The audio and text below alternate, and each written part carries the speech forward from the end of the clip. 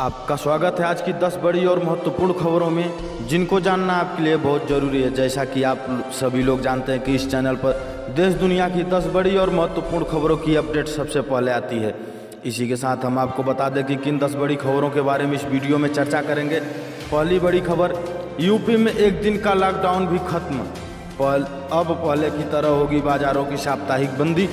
कंगना रनौत के खिलाफ ड्रग्स मामले में जांच करेगी मुंबई पुलिस। महाराष्ट्र के गृह मंत्री अनिल देशमुख ने दिए आदेश। LAC पर 45 साल बाद चली गोली। बौखलाए चीन ने भारत पर लगाए फायरिंग का आरोप। SBI 14,000 से अधिक कर्मचारियों की भर्ती की बना रहा योजना। जानिए क्या है बैंक का बयान। डीजल पेट्रोल की बढ़ती कीमतों पर सुप्रीम कोर्ट में याचिका। जज ने कहा आप वापस लेंगे या जुर्माना लगाएं। बिहार को बड़ी सौगात देंगे प्रधानमंत्री नरेंद्र मोदी। 10 सितंबर को करेंगे 294 करोड़ की योजनाओं का उद्घाटन व शिलान्यास। PM किसान सम्मान निधि स्कीम में हुआ करोड़ों का घोटाला। गैर किसानों ने भी लिया फायदा, 16 हुए गिरफ्तार। GST मुआवजे पर नया पेंच। राज्यों को मिलने वाले राजस्व पर केंद्र कैसे लेगा कर्ज। LPG डिस्ट्रीब्यूटरों की हड़ताल से शहर में ठप रही गैस की सप्लाई। बैंक ऑफ महाराष्ट्र और इंडियन ओवरसीज बैंक से कर्ज लेना हुआ सस्ता। लोन की दरों में की कटौती। जानेंगे पूरा समाचार, विस्तार से बने रहिए हमारे साथ इसी वीडियो में। इसी के साथ सबसे पहली बड़ी खबर, यूपी में एक दिन का लॉकडाउन भी खत्म। अब पहले की तरह होगी बाजारों की साप्ताहिक बंदी। उत्तर प्रदेश सरकार ने रविवार का लॉकडाउन भी खत्म कर दिया है। अब बाजार अपनी साप्ताहिक बंदी के हिसाब से खुलेंगे और बंद होंगे। इसके साथ ही सरकार ने थाना दिवस और तहसील दिवस भी शुरू करने का आदेश दिया है। मुख्यमंत्री योगी आदित्यनाथ ने मंगलवार को बैठक के बाद रविवार को होने वाला लॉकडाउन भी खत्म कर दिया है। इससे पहले 2 दिनों का वीकेंड लॉकडाउन शनिवार और रविवार का होता था। बीते दिनों सरकार ने शनिवार का लॉकडाउन खत्म किया था और अब रविवार का भी लॉकडाउन खत्म कर दिया गया है। CM ने बैठक के दौरान कोरोना संक्रमण के प्रति लोगों को जागरूक करने के साथ ही साथ आर्थिक गतिविधियों को तेजी से बढ़ाने के निर्देश दिए। उन्होंने कहा कि इस दिशा में बाजार की साप्ताहिक बंदी रविवार की खत्म की जा रही है। इसी के साथ अगली बड़ी खबर, कंगना रनौत के खिलाफ ड्रग्स मामले में जांच करेगी मुंबई पुलिस। महाराष्ट्र के गृह मंत्री अनिल देशमुख ने दिए आदेश। बॉलीवुड एक्टर कंगना रनौत सुशांत सिंह राजपूत में ड्रग्स एंगल सामने आने के बाद खुलासा किया था कि बॉलीवुड में 99% लोग ड्रग्स का इस्तेमाल करते हैं। मुंबई पुलिस ड्रग्स मामले में चुप्पी साध के बैठी है। शिवसेना नेता संजय राउत ने इसे मुंबई पुलिस का अपमान बताया है। इसके साथ दोनों के बीच इतना विवाद बढ़ गया कि महाराष्ट्र गृह मंत्री अनिल देशमुख ने कंगना के खिलाफ ही ड्रग्स मामले में जांच करने का आदेश दे दिया है। कंगना रनौत के खिलाफ महाराष्ट्र सरकार ने एक्शन लिया है। महाराष्ट्र के गृह मंत्री अनिल देशमुख ने कहा कि मुंबई पुलिस एक्टर के खिलाफ ड्रग्स मामले में जांच करेगी। गृह मंत्री ने एक्टर अध्ययन सुमन एक बयान को इसका आधार बताया है। अध्ययन सुमन 1 साल पहले कंगना रनौत के साथ रिलेशनशिप में थे। कंगना से ब्रेकअप के बाद अध्ययन ने आरोप लगाया था कि कंगना खुद भी ड्रग्स लेती थी और उन्हें भी ड्रग्स लेने के लिए कहती थी। इसी बयान के आधार पर गृह मंत्री अनिल देशमुख ने एक प्रेस कॉन्फ्रेंस के जरिए कहा, विधायक सुनील प्रभु और प्रताप सरनाइक उन्होंने विधानसभा में मुझे निवेदन किया। उनके उत्तर में मैंने कहा कि कंगना रनौत उनका संबंध शेखर सुमन के बेटे अध्ययन सुमन से था। अध्ययन सुमन एक इंटरव्यू में कहा कि कंगना रनौत ड्रग्स लेती थी और मुझे भी कई बार जबरन ड्रग्स लेने का कोशिश किया। इस प्रकार का निवेदन हमको दोनों विधायक ने दिया। अनिल देशमुख ने कहा, इस बात की पड़ताल हमारी मुंबई पुलिस करेगी। इस बात का निवेदन मैंने विधानसभा में किया। बता दें कि कंगना रनौत ने सुशांत सिंह राजपूत केस में मुंबई पुलिस की जांच पर बेबाकी से सवाल उठाए थे। इस मामले में जब ड्रग्स एंगल निकला तो उन्होंने बॉलीवुड में एक्टर रैकेट के बारे में बात की और इसमें मुंबई पुलिस और महाराष्ट्र सरकार पर निशाना साधा था। इसके बाद शिवसेना नेता संजय राउत के साथ उनका विवाद शुरू हो गया। अनिल देशमुख ने कंगना को मुंबई नहीं आने की धमकी दी थी। इसी के साथ अगली बड़ी खबर, LAC पर 45 साल बाद चली गोली, बौखलाए चीन ने भारत पर लगाया फायरिंग का आरोप। Line of actual control LAC पर पूर्वी लद्दाख इलाके में भारत और चीन के बीच तनाव लगातार बढ़ता जा रहा है। बीती रात चीन की सीमा ने लद्दाख में एक बार फिर घुसने की कोशिश करते हुए भारतीय चौकी की तरफ फायरिंग की। इसका जवाब देते हुए भारतीय सेना ने भी फायरिंग की। वहीं इस घटना के बारे में अब चीन ने एक बार फिर भारत पर आरोप लगाना शुरू कर दिया है। चीन सरकार के मुख्य पत्र ग्लोबल टाइम्स ने पूरी घटना का दोष भारत पर मढ़ा है। उसका कहना है कि भारतीय सेना ने गैर कानूनी तरीके से LAC पार की और पैगोंग झील के दक्षिणी किनारे में घुस आए। भारतीय सैनिकों ने ही पहले गोली चलाई, जवाब में चीनी सेना ने जबरन फायरिंग करनी शुरू की। चीनी सेना के वेस्टर्न थिएटर कमांड के प्रवक्ता के हवाले से पैगोंग त्सो के पास झड़प का दावा किया है। जानकारी के मुताबिक फिलहाल हालत कंट्रोल में है। उधर चीन से जारी तनाव के बीच विदेश मंत्री जयशंकर आज 4 दिवसीय रूस यात्रा पर रवाना हो गए हैं। वहां विदेश मंत्री शंघाई कोऑपरेशन ऑर्गेनाइजेशन SCO की बैठक में हिस्सा लेंगे। 10 सितंबर को विदेश मंत्री एस जयशंकर और चीनी विदेश मंत्री यांग यी के बीच मॉस्को में बातचीत होने वाली है। इससे पहले शुक्रवार को ही सीमा को लेकर रक्षा मंत्री राजनाथ सिंह और चीनी रक्षा मंत्री बेई फेग के बीच मॉस्को में बातचीत हुई थी।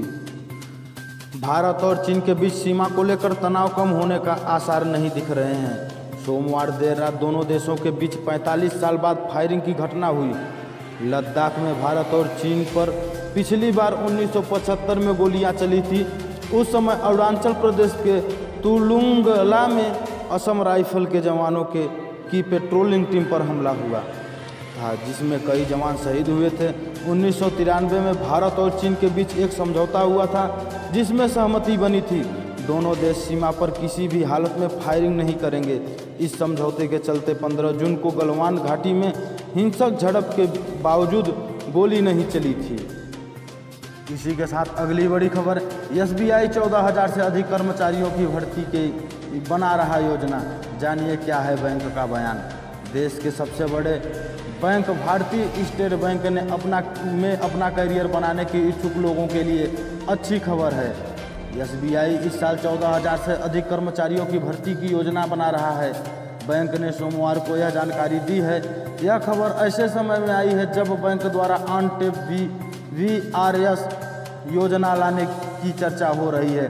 हालांकि SBI ने सोमवार को इस बात पर जोर दिया है कि वह परिचालन का विस्तार कर रहा है और उसे लोगों की आवश्यकता है। बैंक के बयान के अनुसार उसकी योजना इस साल 14,000 से अधिक कर्मचारियों की नियुक्ति करने की है। बैंक ने अपने बयान में कहा, कुछ मीडिया रिपोर्ट्स में इस तरह की बात कही गई है कि SBI लागत में कटौती करने और कर्मचारियों की संख्या घटाने के लिए ऑन टेप VRS ला रहा है। बैंक एम्प्लॉय फैमिली है और यह अपने संचालनों को बढ़ाने जा रहा है, जिससे बैंक को लोगों की आवश्यकता है।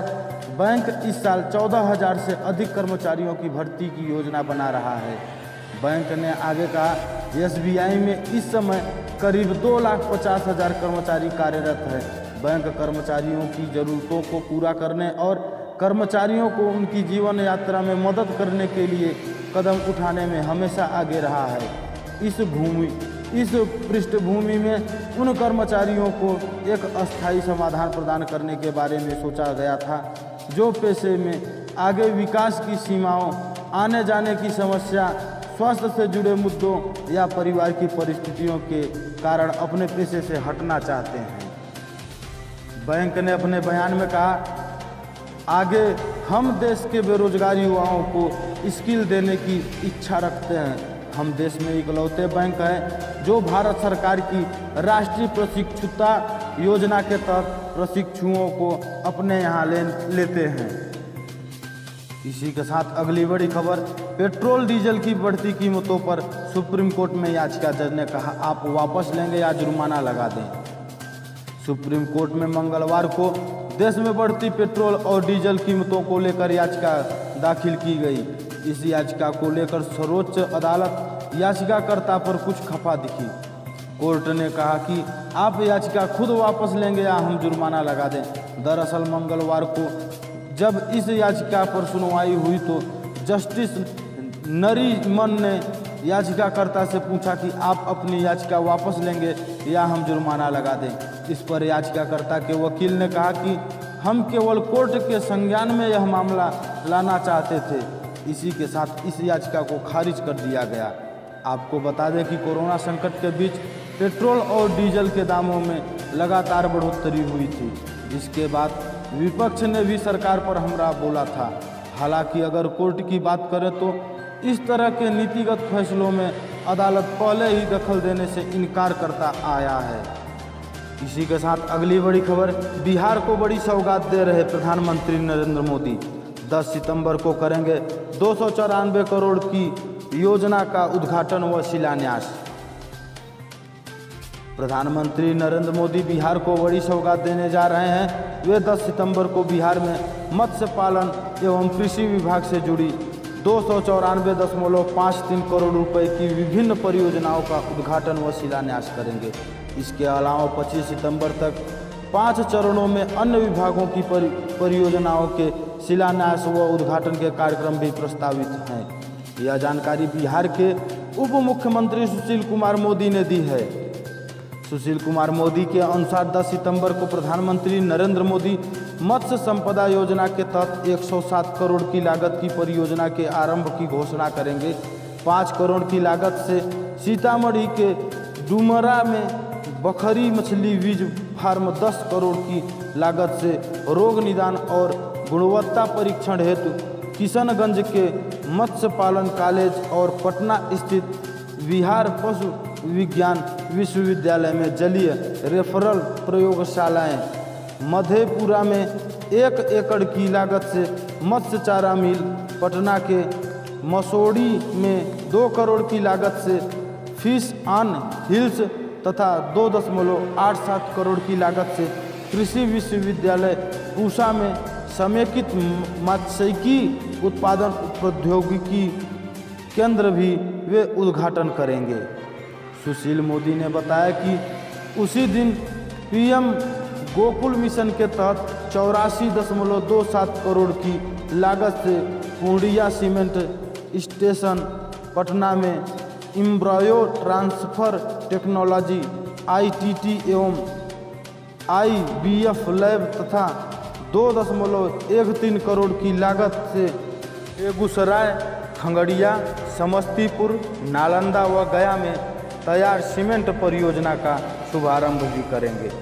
कोरोना संक्रमण के कारण प्रधानमंत्री उपरोक्त उद्घाटन व शिलान्यास कार्यक्रम वीडियो कॉन्फ्रेंसिंग के माध्यम से करेंगे। इसे लेकर तैयारियां जारी हैं। इसी के साथ अगली बड़ी खबर, पीएम किसान सम्मान निधि स्कीम में हुआ करोड़ों का घोटाला, गैर किसान ने लिया लाभ, 16 हुए गिरफ्तार। किसानों को हर साल 6,000 रुपये की गारंटी देने वाली स्कीम पीएम किसान सम्मान निधि योजना में बड़ा घोटाला सामने आया है। तमिलनाडु में करोड़ों रुपए के फंड के केस में 16 लोगों को अरेस्ट किया गया है। मामले की जांच सीबीआईडी द्वारा की जा रही है। अब तक सीबीआईडी ने कुड्डालोर, तिरुवन्नामलाई, विल्लुपुरम, सलेम, कल्लाकुरिची जिलों में से 16 लोगों को गिरफ्तार किया है। पूछताछ में सामने आया है लगभग 40,000 अपात्र लोग गलत जानकारी देकर प्रधानमंत्री किसान स्कीम से वार्षिक 6,000 रुपये का लाभ उठा रहे थे। प्रधानमंत्री किसान सम्मान निधि योजना के तहत 3 किस्तों में किसानों को सालाना यह मदद दी जाती है। दरअसल यह फ्रॉड लगभग 1 साल पहले सामने आया, जब कुंडालोर कलेक्टर चंद्रशेखर सखामुराई ने पिलाईयार मेड़ू गांव में लाभार्थियों की सूची में गैर किसानों का भी नाम पाया। इसके बाद इस मामले में जांच के आदेश दिए गए। जांच में कृषि विभाग के ज्वाइंट डायरेक्टर्स ने अपने अधिकार क्षेत्र की जांच में ऐसे कई फ्रॉड होने की बात कही। इसके बाद सरकार ने CBID को मामले की जांच सौंप दी। राज्य में बीजेपी किसान मोर्चा के उपाध्यक्ष राजा सुरेश रेड्डी ने कहा, गलत दस्तावेजों और फर्जी पतों के आधार पर लोग यह लाभ उठा रहे थे। एक अधिकारी ने कहा कि फर्जी लाभार्थियों के खाते में करीब 10 करोड़ रुपए की रकम ट्रांसफ़र हुई थी, जिसमें से 1.5 करोड़ रुपए वापस सरकार के खाते में भेज दिए गए हैं। अधिकारी ने आगे बताया, फ्रॉड मामले में गिरफ्तार किए गए लोगों में से 2 सलेम जिले के थारामगलम से हैं। इन्हीं लोगों ने गैर किसानों की अपने कंप्यूटर सेंटर के माध्यम से प्रधानमंत्री किसान स्कीम में अप्लाई करने में मदद की। अकेले सलेम जिले में लगभग 14,000 अपात्र लाभार्थी हैं, जबकि अन्य जिलों में लगभग 5,000 अपात्र लाभार्थी हैं। इसके अलावा 51 और लोगों को चिन्हित किया गया है। फ्रॉड मामले में कार्रवाई करते हुए कृषि विभाग में अस्थायी कर्मचारी के राजा को फ्रॉड में भागीदारी के आरोप के कारण सस्पेंड कर दिया गया है। इसके अलावा कृषि विभाग ने सलेम के ज्वाइंट डायरेक्टर इलान गोवान का ट्रांसफ़र कर दिया है।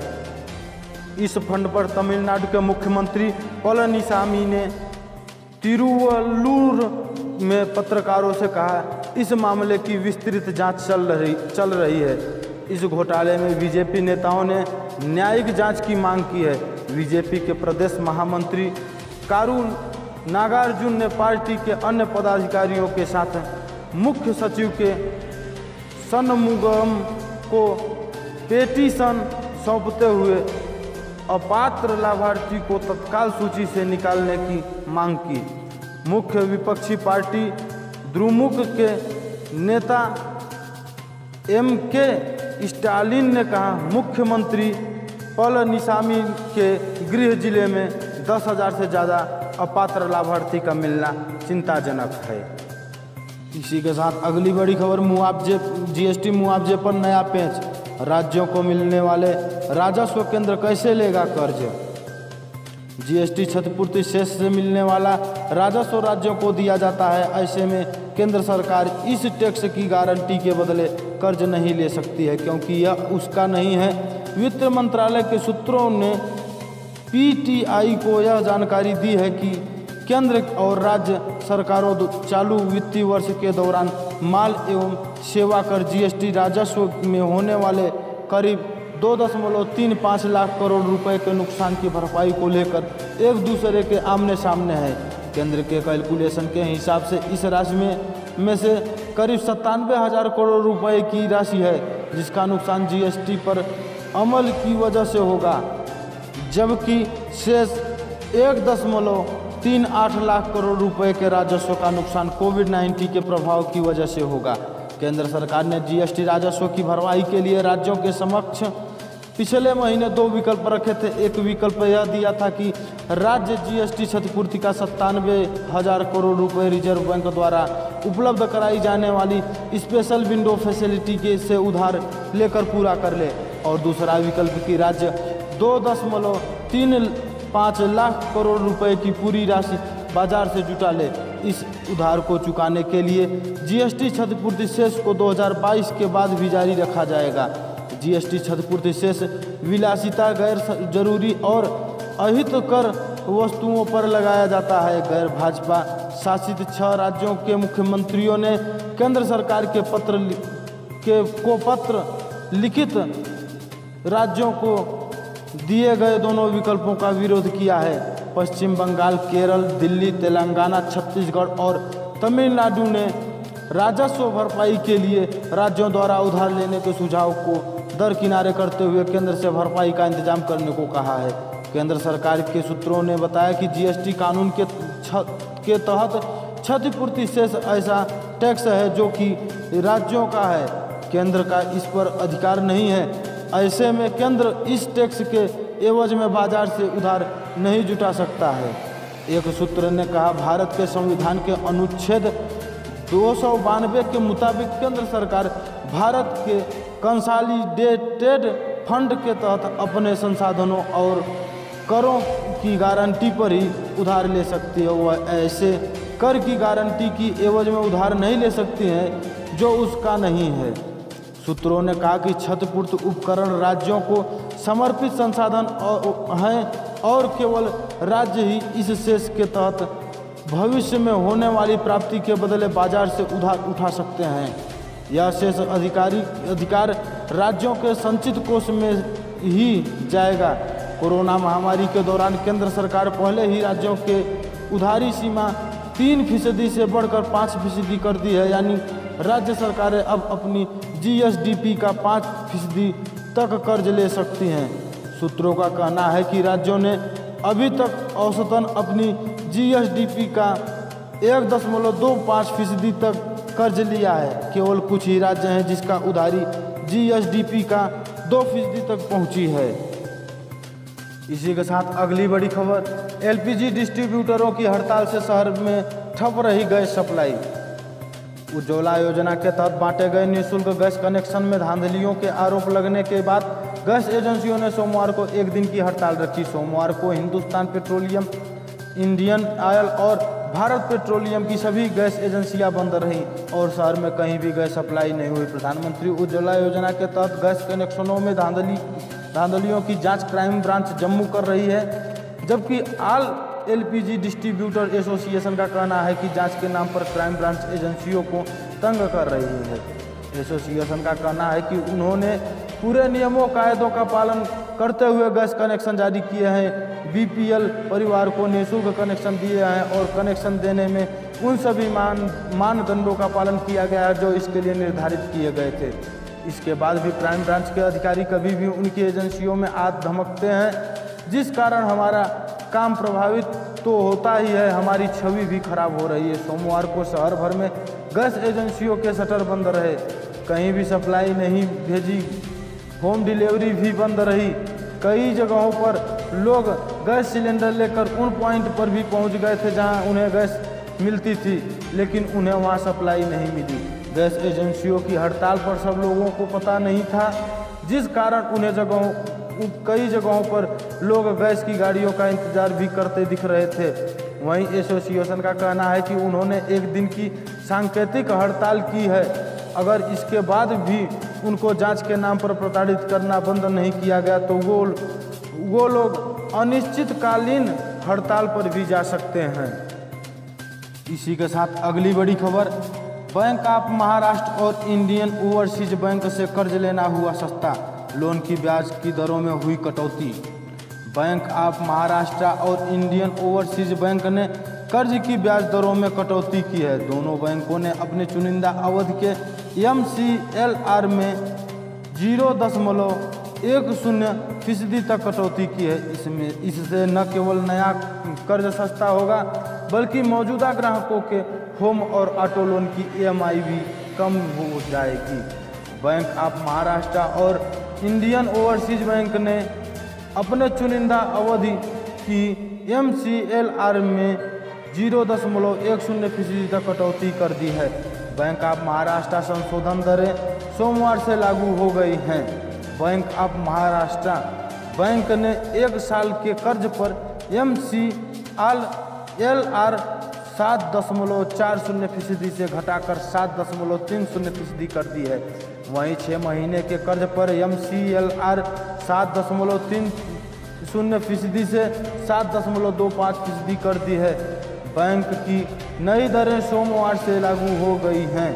बैंक ऑफ महाराष्ट्र ने एक दिन, 1 माह और 3 माह के कर्ज के लिए MCLR संशोधन क्रमशः 6.80%, 7% और 7.20% किया है। इंडियन ओवरसीज बैंक ने सभी अवधि के कर्जों के लिए MCLR ने 0.10% की कटौती की है। बैंक की एक साल के कर्ज की MCLR 7.55% कर दी है। इसके अलावा 3 माह और 6 माह की MCLR घटाकर क्रमशः 7.45% और 7.55% भी की गई है। बैंक की नई दरें 10 सितंबर से प्रभावित होगी।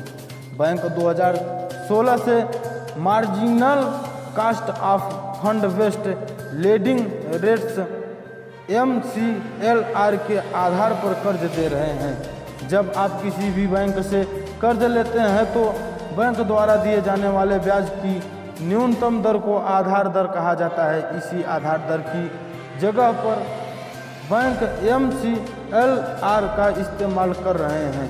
इसकी गणना बैंक के संचालन खर्च और नकदी भंडार अनुपात को बनाए रखने की लागत के आधार पर की जाती है।